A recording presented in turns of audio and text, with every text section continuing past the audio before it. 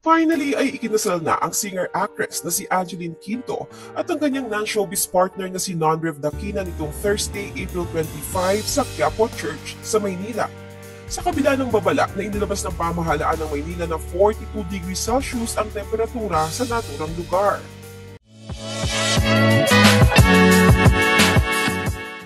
Nagulat ang mga tao na kasalukuyang nasa paligid ng Quiapo Church nitong kainitan ng araw ng Huwebes, April 25, nang mapansin may mga taong naglalagay ng mga bulaklak at kamera sa paligid at wala silang idea kung sino ang ikakasal.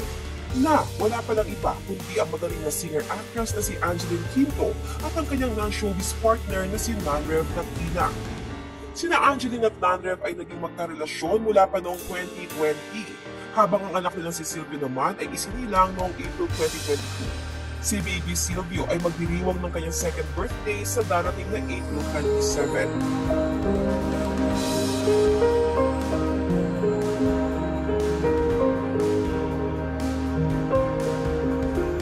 Sa Quiapo Church napili ng newlyweds magpakasal dahil pareho nilang paborito na mag-asawa ang naturang simbahan.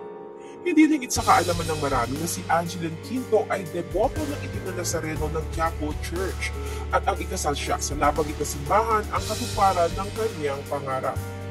Sa kasagsagan ng mainit na panahon ay star-studded ang naturang kasal ni na Angeline at Non-Rev at spotted ang mga naglalakihan at bigating mga artista.